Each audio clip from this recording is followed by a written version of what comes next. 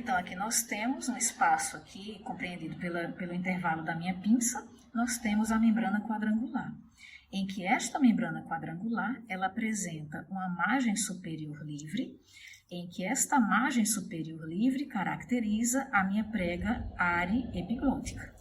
A margem inferior livre representa a minha prega vestibular. Como nós falamos no vídeo inicialmente, a laringe ela vai apresentar as cartilagens juntamente a essa membrana fibroelástica, em que essa minha membrana quadrangular ela vai representar um dos elementos de interligação para essas cartilagens. Observamos ainda, então aqui nós temos a cavidade infraglótica, em que essa cavidade infraglótica ela está delimitada pela prega vocal e a margem inferior da cartilagem cricóidea. Aqui distinguimos a presença do chamado cone elástico ou membrana cricovocal, em que esse cone elástico ou membrana cricovocal ele vai estar localizado entre a prega vocal e a margem superior da cartilagem cricóidea, também representando um dos ligamentos importantes de interligação entre essas cartilagens da laringe. Então, aqui destacando mais uma vez a prega ariepiglótica, e como dois nódulos localizados posteriormente, evidenciamos o tubérculo cuneiforme e o tubérculo corniculado. Em profundidade, encontramos as cartilagens, respectivamente, cuneiforme e corniculado. Então, aqui em relação à face anterior da epiglote, conseguimos vislumbrar a presença da prega glossoepiglótica mediana e a cada lado as pregas glossoepiglóticas laterais. Entre a prega glossoepiglótica mediana e cada prega glossoepiglótica lateral, encontramos essas depressões que são denominadas de valécula epiglótica, obviamente do lado direito e esquerdo. Ao lado do hálito da laringe, representado por essa abertura superior, nós temos os recessos piriformes, em que esses recessos piriformes eles vão abrigar abaixo da membrana mucosa, especialmente o ramo interno do nervo laríngeo superior. Caso haja algum aprisionamento de restos alimentares, de espinhas de peixe, fragmentos de ossos de frango, de galinha aqui nessa região, poderá ocorrer a anestesia da mucosa até a face superior das pregas vocais, representando aqui o seu território de inervação. Então, aqui em uma visão posterior, observamos a abertura superior da laringe, caracterizando o hálito, e a cada lado desse hálito, os recessos piriformes. Então, aqui nós queremos destacar as cartilagens aritenoides. Vejam que entre essas cartilagens aritenoides existe uma incisura, em que esta incisura é chamada de incisura interaritenoidea. Atentem ainda, mais uma vez, para a prega ariepiglótica, onde eu tenho o tubérculo cuneiforme e mais abaixo o tubérculo corniculado, relacionando-se com o ápice da cartilagem aritenoide. Então, aqui nós temos um corte no plano mediano. Observem essa hemiface. Aqui nós conseguimos identificar, no caso, a epiglote. Vejam anteriormente o corpo adiposo pré-epiglótico. Atentem para o vestíbulo da laringe, a parte média da laringe e a cavidade infraglótica, terminando na margem inferior da cartilagem cricóidea. Observem a prega vestibular, a prega vocal e esta cavidade caracterizando o ventrículo da laringe. Ainda conseguimos observar ao longo dessa peça anatômica a prega ariepiglótica. Vejam a relação da laringe com a parte laríngica da faringe. Então, nós falamos no começo da aula que a laringe ela representava um órgão em que direcionaria o ar para as vias aeríferas e, no caso, o alimento em direção às vias digestórias. Observem que ao nível da margem inferior da cartilagem cricóidea, nós temos o limite entre laringe e, no caso, traqueia. Posteriormente, a relação entre parte laríngica da faringe e, no caso, o esôfago.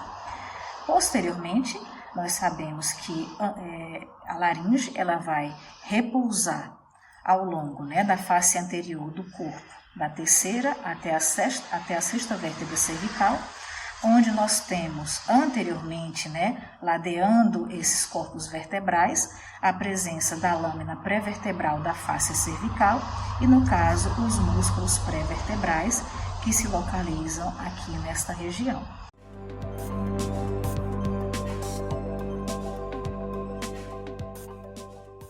Em relação aos músculos intrínsecos da laringe, nós sabemos que os músculos intrínsecos eles vão movimentar a laringe através de cada elemento, de cada parte. Eles são importantes para tensionar os ligamentos e as pregas vocais, aumentar ou diminuir a rima da glote, e daí nós vamos dividi-los em alguns grupos cofuncionais. Aqui nós temos o único músculo que é considerado abdutor das pregas vocais. Nós sabemos, né, que o movimento de abdução representa um afastamento do plano mediano, onde nós observamos que todos esses músculos intrínsecos, eles são músculos pares, com exceção de um, que é o chamado de músculo aritenoide transverso. Aqui o músculo cricoaritenoide posterior é um músculo que vai apresentar como ponto de origem a face posterior da lâmina da cartilagem cricoidea, terminando, ou seja, inserindo-se ao nível do processo muscular da cartilagem aritenoide. Observamos ainda nesta imagem os músculos que são considerados músculos adutores, onde nós temos o músculo cricoaritenoide lateral. Esse músculo cricoaritenoide lateral é um músculo que vai apresentar como ponto de origem, no caso, o arco da cartilagem cricoidea, terminando no processo muscular da cartilagem aritenoide. Aqui ele vai pertencer ao grupo de músculos adutores. Aqui nós temos em profundidade, as fibras se dispõem em uma direção transversal ou horizontal, onde nós temos um músculo aritenoide transverso.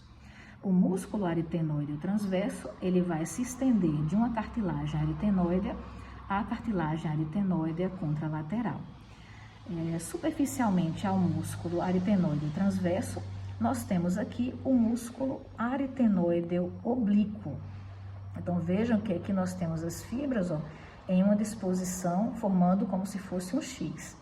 O músculo aritenoide oblíquo, ele vai apresentar como ponto de origem, no caso, o processo muscular de um aritenoide, estendendo-se ao ápice da aritenoide contralateral. Isso acontece no lado contrário.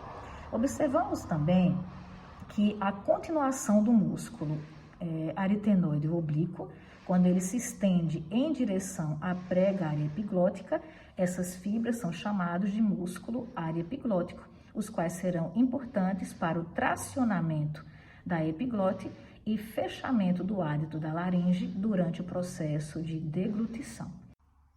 Ainda em relação ao grupo de músculos, né, que a gente falou, os grupos cofuncionais, nós temos aqui os músculos que são considerados musculatura tensora.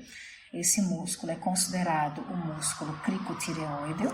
Então, nós vamos apresentar como ponto de origem o arco da cartilagem cricoidea, em que esse músculo termina suas fibras ao longo da margem inferior da cartilagem tireoidea e margem anterior do corno inferior da lâmina da cartilagem tireoidea.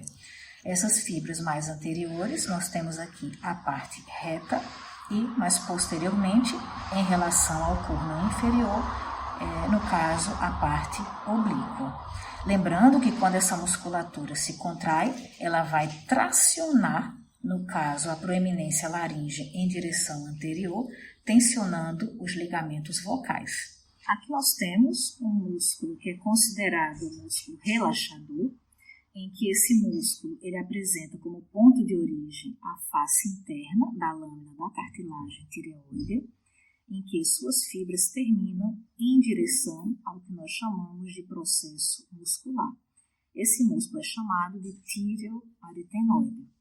Esse músculo, quando ele se contrai, ele vai tracionar anteriormente as cartilagens aretenoideas, no caso, relaxando os ligamentos vocais. A parte mais interna do músculo tireoaritenoide é considerado o músculo vocal. Esse músculo vocal, ele vai apresentar-se, como ponto de origem aqui em relação ao ângulo da cartilagem tireoide, terminando, ou seja, inserindo-se ao longo do seu processo vocal. Então, lembrando que esse músculo ele pode apresentar partes seletivas, em que essas partes seletivas elas são muito importantes, principalmente para a ação do canto enérgico, em que se precisa recrutar ações de relaxamento e de tensionamento dessas pregas vocais. Então, aqui nesta peça, nós vamos destacar a musculatura extrínseca da laringe, mais precisamente os músculos infraioideus. Então, observem aqui o osso ióide, vejam que essa musculatura encontra-se abaixo desse nível ósseo. Lembrando que os músculos extrínsecos eles vão dar estabilidade ao osso ióide para que os músculos intrínsecos trabalhem de forma adequada. Então, esses músculos, todos eles são pares. 2 vão se localizar superficialmente e 2 vão se localizar profundamente, isso a cada lado. Nós sabemos que a própria laringe ela vai ser ladeada por esses músculos, que são denominados de músculos infraioideus, bem como a glândula tireoide, onde nós conseguimos vislumbrar o lobo direito e o lobo esquerdo. Então, de acordo com os músculos, esses músculos eles são músculos longos, em forma de fita, onde nós temos o músculo externo-ióideo, em que esse músculo externo-ióideo ele vai apresentar como ponto de origem a face posterior do manubrio do externo e, no caso, a extremidade medial da clavícula, terminando no corpo do osso ióide. Em seguida, nós temos um músculo que é chamado de homoióideo. O músculo homoióideo ele é classificado como um músculo digástrico.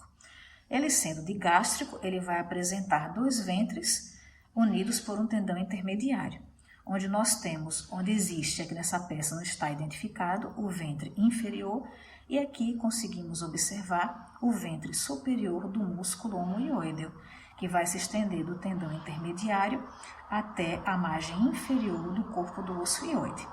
Lembrando que o seu ventre inferior está relacionado com a margem superior da escápula, que antigamente era chamada de omoplata. Aqui rebatendo, vamos observar agora os músculos que estão em profundidade. No começo do nosso vídeo, quando nós falamos em relação à cartilagem tireoide, mais precisamente em relação à sua lâmina, nós abordamos a chamada linha oblíqua. Aqui nós sabemos que o músculo externotireoide e, no caso, o tireoideus, eles vão se relacionar com essa linha oblíqua. Lembrando que o músculo externotireoide, ele vai se originar na face posterior do manubrio do externo, inserindo-se na linha oblíqua. Aqui, praticamente cobrindo a lâmina da cartilagem tireoide, nós temos o músculo tireoide, em que esse músculo apresenta origem na linha oblíqua, terminando na margem inferior do corpo do osso ióide. Então, esses músculos, quando eles se contraem, eles vão encurtar tanto a laringe quanto a faringe, auxiliando no processo de deglutição. Então, aqui em profundidade, o músculo externotireoide, não podemos confundir em relação ao arco da cartilagem cricoide, o músculo cricotireoide. Lembrando que ele vai apresentar anteriormente a parte reta e mais posteriormente em direção ao corno inferior da lâmina da cartilagem tireoide, a parte oblíqua. Então, assim, terminamos essa viagem ao longo da laringe. Então, a princípio pode parecer um pouco complexo, mas à medida que vocês forem se atualizando e estudando, consequentemente, vocês aprenderão de forma bem mais tranquila. Um forte abraço e até breve.